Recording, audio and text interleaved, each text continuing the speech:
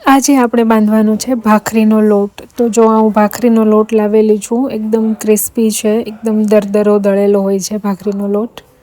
અને એમાં છે ને જેટલી ભાખરી બનાવવાની હોય ને એટલી આ રીતે માપી લેવાની. મારે 5 બનાવવાની છે તો આ 4 જ ભાખરીનો લોટ થયો છે, એટલે મેં 5મી ભાખરીનો એડ કરી દીધો.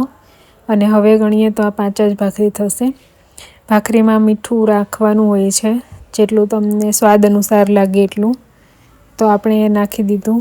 અને મોણ પણ નાખવાનું હોય છે, ઓઇલ, એટલે હું તો આટલું જ નાખું છું. લોકો વધારે પણ નાખતા હોય છે, પણ હજી આની જોડે શાક પણ ખાવાનું છે એટલે એમાં પણ ઓઇલ હશે, એટલે પછી હું ઓછું જ ઓઇલ નાખું છું. અને પાણી પણ માપે જ નાખવાનું. પહેલાં આપણને એવું લાગે કે ઘટશે, પણ જો આવી રીતે કરીએ ને એટલે પાકી ખબર પડે કે ઘટશે કે નહીં.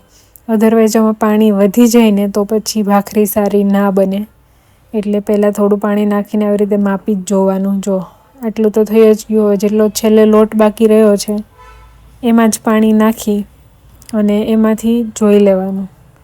તો આટલો લોટ બંધાઈ ગયો છે. અને હવે જેટલો લોટ ખુલ્લો વધ્યો છે ને એમાં થોડું પાણી જરૂર પડશે, એટલે એ લોટ ભેગો કરી અને એમાં પાણી નાખી અને મૂકી દેવાનું બસ. એટલે ભાખરીનો લોટ બંધાઈ જશે. અને બનાવવાની હોય ને એના થોડા ટાઈમ પહેલાં બાંધી લેવાની, પછી લોટ થોડી વાર મૂકી રાખવાનો 15-20 મિનિટ, એટલે વધારે સારો થઈ જતો હોય છે લોટ. તો જો આ લોટ બંધાઈને રેડી છે. અને તમે કમેન્ટ કરજો કે તમે કઈ રીતે બાંધો છો લોટ. જો આ એકદમ રેડી છે. આની ઉપર કંઈક ઢાંકીને મૂકી દેવાનું થોડો ટાઈમ, એટલે પછી ભાખરી બનાવો ને તો બહુ મસ્ત બને. તો જો આ રેડી જ છે ઓલમોસ્ટ. ઓકે, ડન છે.